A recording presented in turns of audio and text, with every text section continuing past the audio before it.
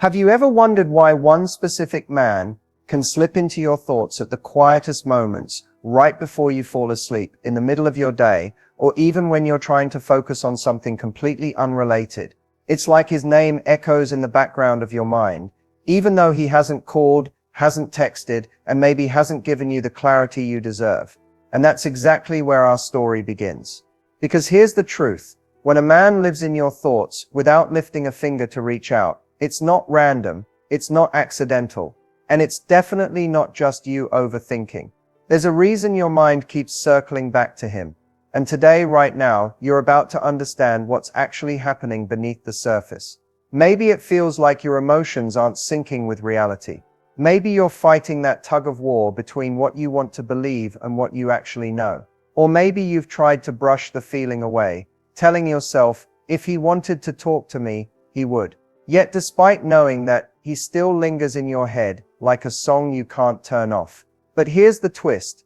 The fact that he's always on your mind says more about you, your emotional patterns, your subconscious signals, and your unspoken expectations than it does about his silence. And once you understand that, everything changes. By the end of this video, you'll know whether his absence has meaning, whether your thoughts reflect real emotional chemistry, and most importantly, what your mind is trying to tell you that your heart keeps skipping over. So take a breath, settle in, and let's uncover why this man has taken up mental real estate without ever dialing your number.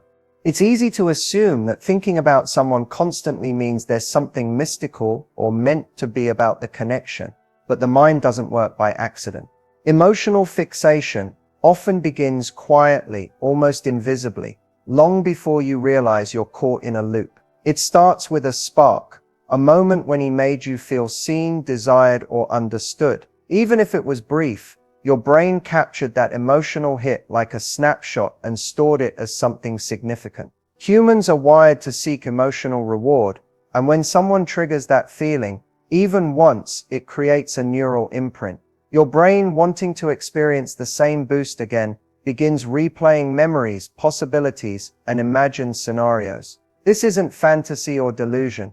It's your mind following its natural pattern of reinforcing whatever made you feel alive. Here's where things get complicated. When he isn't calling or reaching out, your mind feels the absence as an unresolved puzzle.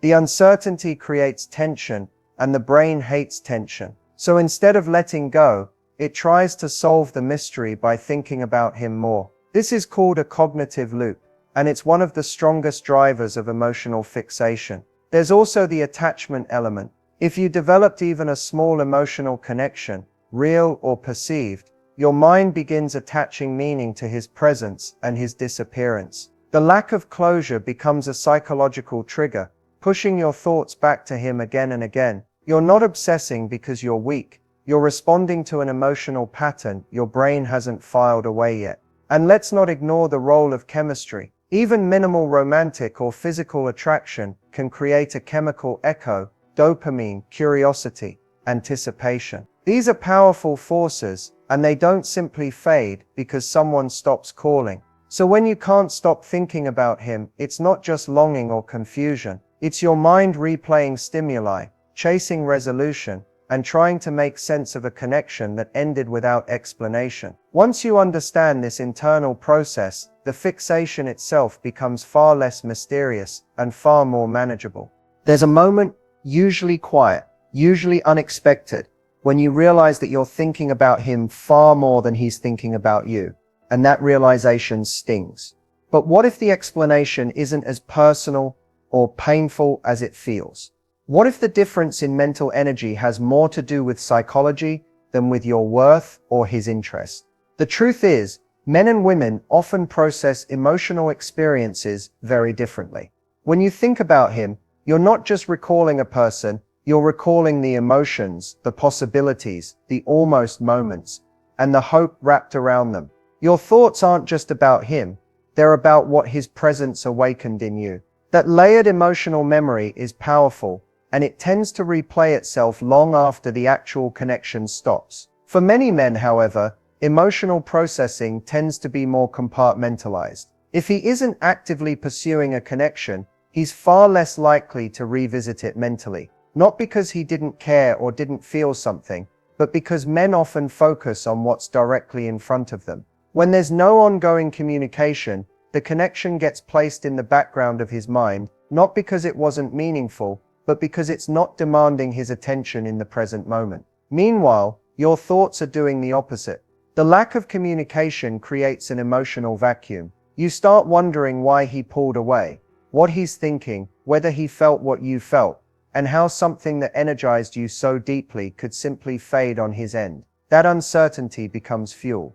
The more unanswered questions you have, the more mental space he occupies. Another reason you think about him more is because you're searching for emotional resolution. Your mind is trying to understand the mismatch between the intensity you felt and the silence you're receiving. This creates a loop where your brain repeatedly revisits the situation, hoping to find clarity or make sense of the emotional disconnect. And there's one more truth: when someone taps into your unmet needs, affection, validation, intimacy, attention, they naturally take up more space in your mind. Even if he didn't mean to, he triggered something. You're thinking about the feeling, not just the man. So if you find yourself thinking about him more than he thinks about you, it doesn't mean he's indifferent. It means the emotional impact of the connection reached you in a deeper, more lingering way. And understanding that difference is the first step toward regaining your balance. Silence is one of the most confusing forms of communication, because it feels like nothing, yet it speaks loudly. When a man stops calling, stops reaching out, or slowly fades into the background of your life, it's natural to wonder what that quiet space truly means. But silence is rarely empty. It's a decision, a reaction, or a signal, just one he's not saying out loud. Sometimes his silence is the simplest explanation. He's not in a place where he can offer the emotional consistency you're hoping for. That doesn't mean he didn't care or didn't enjoy the connection. It just means that he isn't ready to engage at the level you deserve. Many men pull back, not because they feel nothing, but because they feel something they aren't prepared to handle. Other times, silence is avoidance. Instead of communicating his uncertainty, his fear, or his lack of clarity, he disappears into the quiet. For some men, silence feels easier than confrontation. It's not mature, and it's not fair, but it's common. Emotional discomfort often pushes people into retreat, especially if they don't have the tools to express what's really going on inside them. There's also the possibility that he sees the connection differently from how you experienced it. He may have enjoyed the moments, but not interpreted them as deeply as you did. His silence may reflect the absence of emotional urgency on his end, not a lack of appreciation for the time you shared. Men often move on mentally long before they express it outwardly. But here's a truth that's hard to accept yet freeing once you understand it. Silence is a boundary he may not be willing to verbalize, whether it's emotional unavailability, confusion, disinterest, or simply not being ready. His lack of communication is a form of communication. He's showing you what space he's willing or unwilling to hold in your life. And here's what his silence doesn't mean: that you're unworthy, unlovable, or forgettable. His silence is a reflection of his inner world, not a reflection of your value. So instead of interpreting his silence as an unanswered question about your worth, see it as an answered question about his capacity. The quiet may hurt, but it's also clarity. And clarity, even when it's painful, gives you the power to move towards someone who doesn't speak in silence but in presence. Emotional imprints are powerful because they form in moments when you're not consciously trying to create a connection. They happen in small flashes: when he looked at you with warmth, when something he said made you feel understood, or when the energy between you felt effortless and alive. These moments leave a mark, a kind of emotional fingerprint that your mind stores as significant. And once that imprint is made, it doesn't fade just because communication stops. Your brain is constantly scanning for experiences that feel meaningful, especially those tied to intimacy or vulnerability.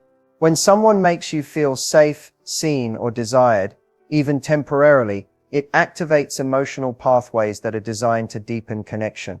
These pathways don't shut off abruptly. They linger, replay, and reinforce themselves as memories. That's why certain people stay in your thoughts long after their physical presence disappears. Attachment triggers amplify those imprints. These triggers often operate below the surface, meaning you don't consciously recognize them, but your emotions do. Sometimes it's the tone of his voice, the way he smiled at you, or the emotional rhythm he had that subtly matched yours. Sometimes it's something deeper. He reminded you of a feeling you've been longing for but rarely receive. And when that emotional need gets touched, even lightly, the attachment system in your mind activates. This can create a strong pull toward the person who awakened it, even if they didn't intend to, and even if the relationship never fully formed. The mind confuses the trigger with significance, and suddenly he becomes someone your heart remembers, even when there wasn't much time or history between you. Another attachment trigger is inconsistency. When someone shows interest and then withdraws, the emotional high followed by emotional emptiness creates an addictive loop. The mind becomes focused on resolving the gap, chasing the feeling that was there at the beginning. It's not the man you're attached to, it's the emotional contrast. These imprints and triggers explain why certain people become unforgettable, even when they're physically absent or emotionally unavailable. Your mind is not clinging to him because he's extraordinary. It's responding to the emotional impact he had on you, even unintentionally. Once you recognize how emotional imprints and attachment triggers shape your thoughts, you can begin to separate the man from the feeling, and that's where true emotional clarity begins. It's easy to assume that silence means indifference, but human emotions aren't that simple. Some men care deeply yet struggle to express it in ways that feel consistent or reassuring. So how do you know if he still cares even if he's not picking up the phone? There are subtle signs most people overlook because they don't come wrapped in direct communication. One of the first signs is emotional hesitation. When a man cares but feels conflicted, overwhelmed, or unsure of himself, he often pulls back to process internally. You may notice that he disappears, but when he does show up again, his energy feels sincere or warm. That inconsistency isn't always manipulation. Sometimes it's emotional fear trying to coexist with genuine affection. Another sign is that he keeps mild forms of connection alive. Maybe he watches your stories, likes posts without talking, or finds small ways to stay in your orbit. Social media isn't deep communication, but it is a modern form of emotional monitoring. When a man truly doesn't care, he usually detaches completely. When he still cares, he keeps one eye on your world, even from afar. Pay attention to how he reacts when you interact. If he lights up in conversation, seems relieved to hear your voice, or opens up emotionally once he's present again, that's a sign of lingering care. A man who feels nothing doesn't suddenly become vulnerable when you speak. A man who cares does, even if he's inconsistent. There's also the way he handles boundaries. If he respects your emotions, doesn't cross lines, and avoids hurting you intentionally, that often reflects hidden feelings. Men who don't care typically behave carelessly, not cautiously. Silence can sometimes be his way of trying not to complicate your life, even though that silence ends up hurting you anyway. Another sign is regret. You can hear it in his tone, see it in his eyes, or feel it in the pauses he takes before responding. Regret often shows up when he expresses that he's been busy, confused, or not in a good place lately. He might not say he misses you outright, but the emotional subtext tells the real story. But here's the truth you must hold on to. Even if he still cares, caring without action is not the same as showing up. His feelings might be real, but they're not meeting your needs. And that distinction is everything. Reclaiming your emotional power doesn't start with forgetting him, forcing yourself to move on, or pretending you never cared. It starts with pulling your energy back from places where it's been leaking. Your overthinking, your self-doubt, your longing for answers he's never going to give. Emotional power isn't about being cold, it's about being centered. It's the moment you decide that your peace is more important than someone else's silence. The first step is recognizing what you've been giving away. Every time you wait for a text, replay conversations, or analyze his mixed signals, you hand him a piece of your mental space, not intentionally, but habitually. When you reclaim your power, you stop letting his absence influence your sense of worth. You stop interpreting his silence as a reflection of your value and start seeing it as information about him, not you. Another part of reclaiming your power is taking responsibility for your emotional focus. You can't control how he behaves, but you can control the meaning you attach to it. Instead of seeing his distance as rejection, see it as redirection. His inability to show up is pushing you toward a version of yourself that doesn't shrink for anyone, not even someone you care deeply about. You also reclaim your power by reconnecting with what makes you feel grounded, whether it's your goals, friendships, passions, or inner peace. These are the things that bring you back to yourself. When your world stops revolving around what he does or doesn't do, your confidence rises naturally. You return to your center, and from that place, you become emotionally untouchable. Then there's the power of clarity. Once you stop romanticizing what could have been, you start seeing the truth of what is. When you accept that someone isn't showing up, you create space for someone who will. Emotional power grows when you stop hoping for breadcrumbs and start expecting consistency. And finally, reclaiming your power means trusting yourself again, trusting your intuition, trusting your ability to heal, and trusting that anyone who is meant to stay won't make you question your place in their life. The moment you shift from waiting to choosing, from hoping to knowing, you step into a stronger version of yourself, the version who never again lets someone else's silence drown out her own voice. When someone occupies your mind non-stop, it can feel like you're trapped in a mental loop you can't escape. You replay conversations, imagine scenarios, and wonder what he's thinking, all while your own life quietly waits for you to show up. The first thing to understand is that thinking about him isn't inherently a problem. Your brain is processing emotions, attachment, and unresolved curiosity. The problem arises when these thoughts start controlling your emotional state instead of serving your awareness. The first strategy is awareness. Recognize when your thoughts are about him and consciously label them. Instead of letting them hijack your day, acknowledge I'm thinking about him right now. That simple act gives you a moment of separation between you and the emotion, creating mental space where previously there was none. Awareness is the first step in regaining control. Next, redirect your mental energy. You can't force thoughts out, but you can shift focus. Immerse yourself in things that are meaningful to you: work, hobbies, creative projects, or personal growth. Each time your mind drifts to him, gently return it to something that builds your life rather than depletes it. This isn't distraction. It's conscious investment of your attention in what truly serves you. Another powerful tool is reflection. Write down what you're feeling, why you think you're stuck, and what you've learned from this mental attachment. When emotions are expressed on paper, they lose some of their grip over your subconscious. You begin to see patterns, triggers, and truths that weren't clear before. Setting boundaries with yourself is also essential. Limit social media scrolling, avoid overanalyzing his actions, and resist the temptation to check in on him. These small boundaries send a clear signal to your brain. You are choosing yourself over uncertainty, presence over absence. Finally, cultivate presence. Mindfulness, meditation, or simply engaging fully in the moment reminds your mind that the present is where your power lies. You are not your thoughts, you are the observer of your thoughts. The more you practice this, the less power the mental loop holds, and the freer you become. By combining awareness, redirection, reflection, boundaries, and presence, you gradually reclaim mental space. The thoughts won't vanish overnight, but you'll learn to think about him without letting those thoughts control your peace, your confidence, or your life.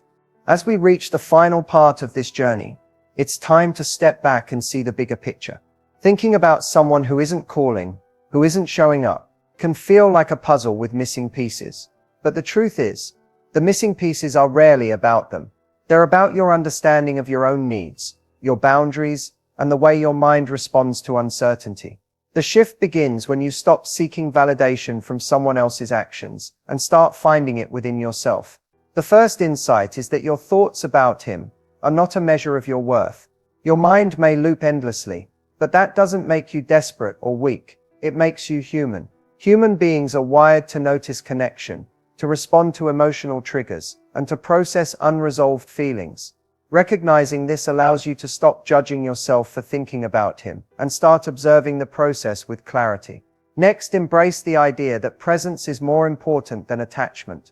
It's tempting to cling to someone who occupies mental space, but attachment without reciprocity erodes energy. Shifting your mindset from "I need him to show up" to "I choose to show up for myself" transforms the dynamic entirely.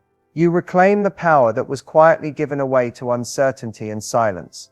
Another essential shift is perspective. Silence and absence often teach more than presence ever could. They reveal who is willing to invest in you, who communicates honestly, and what emotional patterns you're drawn to. Once you see these lessons as guidance rather than rejection, the situation loses its emotional weight. You begin to focus on growth instead of longing.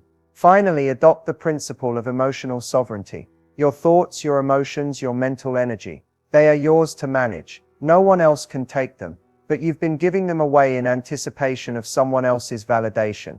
When you take back your energy, you create space for clarity, self-respect, and meaningful connections that are truly reciprocal. The mindset shift is simple but profound. Care about people, but do not depend on them for your emotional stability. Your value isn't determined by who calls or doesn't call. It's determined by your ability to honor your own needs, maintain your boundaries, and live fully in your presence. That's the ultimate insight. Once you embrace it, the mental loops, the longing, and the uncertainty lose their grip, leaving space for confidence, clarity, and emotional freedom.